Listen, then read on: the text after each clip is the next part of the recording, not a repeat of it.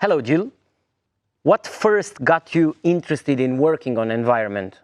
In 2012, I went to Kenya for a work trip, and at the time I took an anti-malarial called Lariam.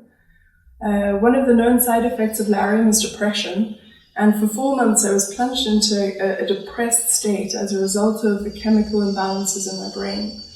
And it was really interesting to go from a place of feeling pretty good about myself and the world to one where I didn't want to get out of bed in the morning. And I think it prompted some soul searching and asking myself, what really matters in my life, which I feel that we as humanity are doing at the moment with the coronavirus. And when it came to my work, I was looking at a variety of different sustainable development issues: education, microfinance, healthcare, environment, agriculture. And I was looking to prioritize between the issues to work out where I really want to dedicate my time. And I realized that there was a difference in scale for certain issues over others. There are some situations where I might be affected, or my community might be affected, or my city might be affected, or perhaps my country. And that's one level of impact, but there are other issues for which it's all humans in all places, and not just us, but animals and trees and plants and insects as well. And when you start seeing the world from a bigger perspective, from a planetary perspective, I think environment becomes clearly an important issue, partly as a result of climate change and partly as a result of the sixth mass extinction, which I believe is really the greatest issue of our time, and one that we've ignored as humans for a long time, in part because we didn't really know the implications of our actions, and in part because I think as humans we think quite short term. We don't necessarily prioritize for 7 generations in the future. We think about, what do I need today, tomorrow, next week, next year, but it's very difficult for us to think on a time horizon beyond our own existence.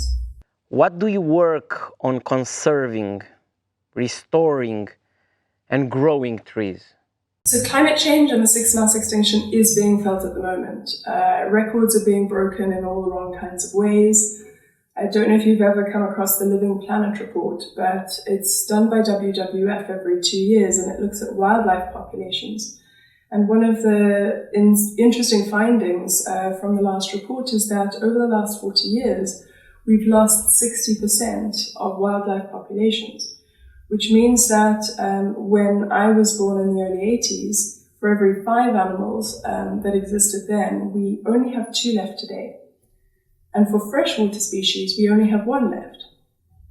So that's quite concerning, alongside breaking temperature records, hottest day on record, hottest year on record, which we're seeing on the climate side. And what's interesting about that is that 80% of terrestrial biodiversity lives in forest.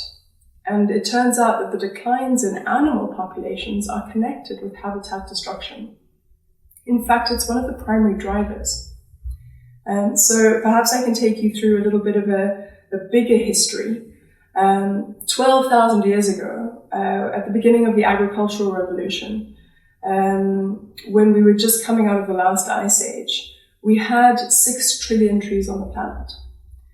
And as humans arrived in new lands and cultivated crops, we've progressively lost a lot of those forests and those trees. As we built cities, we cut trees down. We're now left with about 3 trillion trees. And forests are really home to so much land-based nature, humans included. So there are 350 million people who depend on forests for their own subsistence and survival, of which 60 million are indigenous groups. And a quarter of the world's population depends on forest products for an income. Unfortunately, we're losing them at unprecedented rates, and that's a good reason for all of us to care. As humans, we are not exempt from mass extinction. We're a part of nature, like the trees, the owls, the frogs, and the koala bears.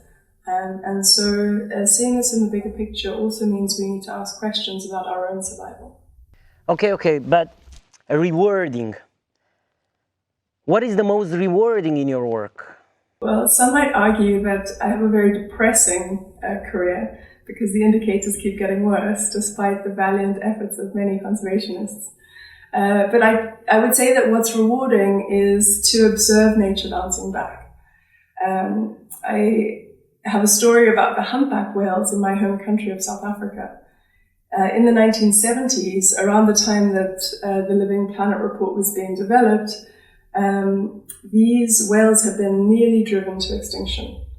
There were very, very few left. And in 1984, we created a moratorium on commercial whaling. And that single piece of legislation led to an unprecedented rebound in whale populations. And today, South Africa is known as a wonderful place to go for whale watching, and it has a significant tourism industry. Biggest challenge that you face now? I feel like the biggest challenge that we're facing at the moment on the climate and environment side is awareness. And how do we communicate the science in a way that everyone will understand it, but will also feel the need to collectively combat the destruction that we're facing without losing hope? And it's not an easy message because the situation is pretty dire. So I joined the World Economic Forum program team in 2014, which is best known for its meeting in Davos each year, bringing together leaders from around the world with young people, social entrepreneurs, technology pioneers, to explore some of these challenging issues. Davos, where all the famous and rich people gather. How actually is to work there? How actually is working inside there? Look, having worked in NGOs and on sustainability topics for a long time, when I arrived at the forum, it felt quite corporate. But actually, it was a surprising breath of fresh air for me. The process was quite swift. The forum attracts people who really want to make change, and I actually found there was very little resistance to profiling environment more prominently. In fact, there was quite a bit of encouragement, both from my colleagues and from senior leadership. It turned out that the forum has championed the environment since the 1970s, when it supported the very first meeting of global leaders on environment, the 1972 UN Conference on the Human Environment. From our design team to those in the program team to those who were responsible for building the environments of our meetings, from the economics and finance team to the oil and gas, there was a growing recognition that more was needed on the issue. We spoke many times about this, and I would like to actually ask you now here, how do you raise awareness at the forum? Well, perhaps the best way to answer that question is to look at what happened, the outcomes. So in 2014, on the Davos agenda, we had under 20 environment sessions on the program. And by 2020, 6 years later, we had 120. And I think that was in part as a result of the community being far more open to these issues, growing recognition of the need of them, and also what we tried to do was to experiment with new kinds of formats that would inspire change. So we created Earth Time with the Carnegie Mellon Robotics Institute's Create Lab. And what Earth Time does is it demonstrates changes to the whole planet through geospatial technology. So you can zoom into any location on the planet and then see changes over time from 1983 to today. And at first it was just a very simple map that we had up a huge screen in China, and people would come in and learn about what's happening to the face of the planet. And it was really interesting to see leaders from all walks of life come and then really stop and think about what was happening. And we found that people stayed in these sessions long after they'd officially finished. So what we started to do was to approach universities and ask them to share with us their peer-reviewed science, to show not just what's happening to the planet, but the causes and consequences of the change over time. And we've gradually built up thousands of layers of peer-reviewed science on the system. So it's quite one thing to show an oil executive a collapsing glacier, but it's another one to visually demonstrate CO2 emissions from offshore drilling and to show how at the same time atmospheric carbon is increasing and temperatures are rising, and to be able to link the collapsing glacier to the work of some of the oil companies.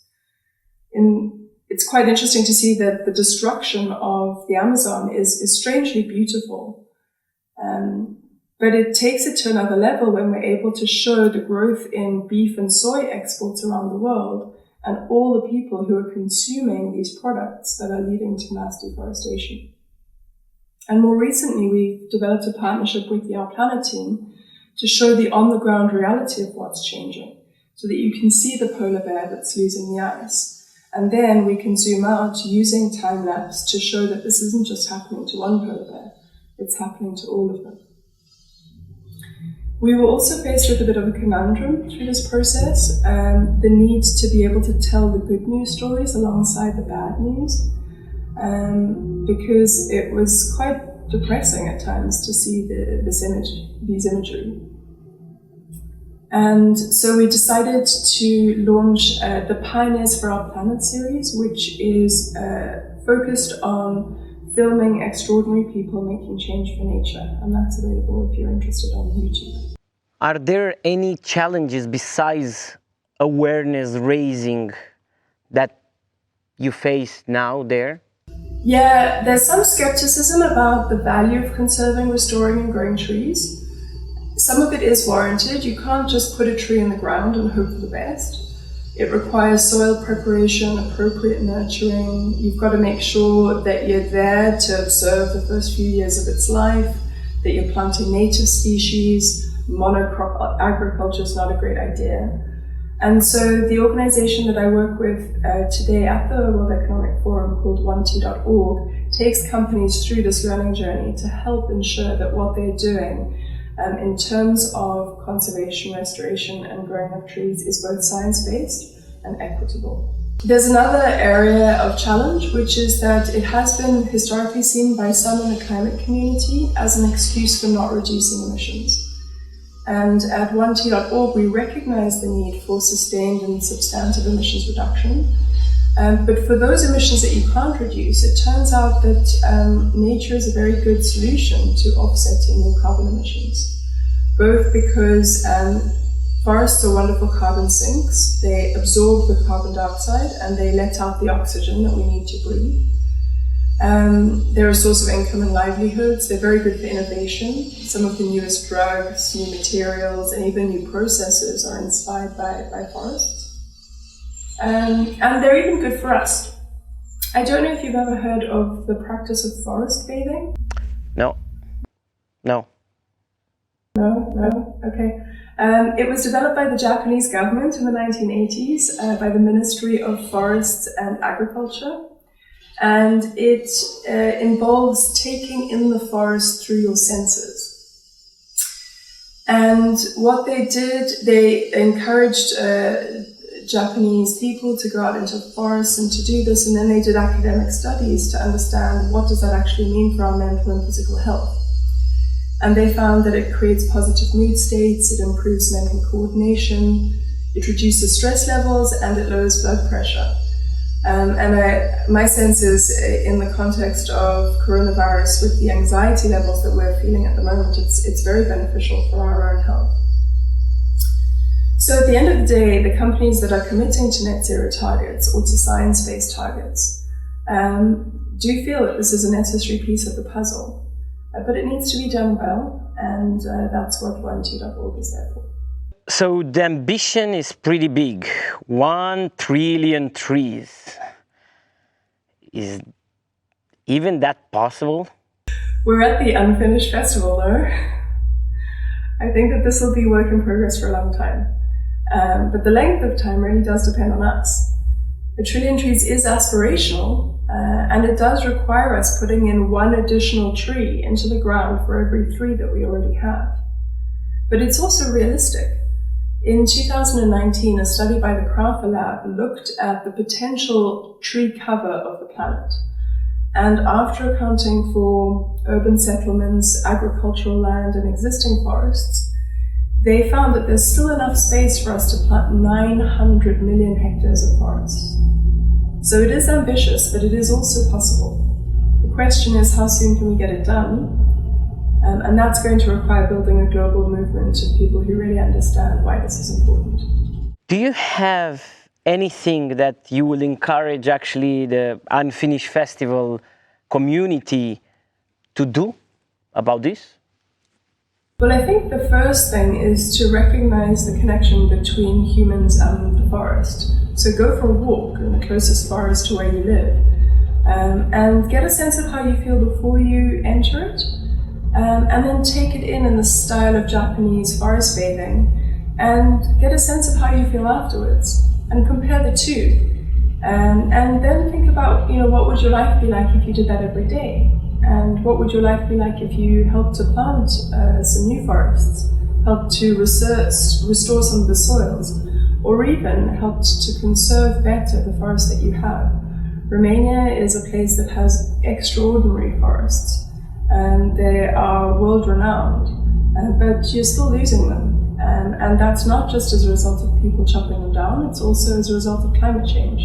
So as citizens of the world, I think it's all our responsibility, on the one hand, to conserve what we have, but also to help to restore what has been lost. Trust. You know that this year we have a big theme around trust. What do you say about that? Well, how can I trust others if I don't first trust myself?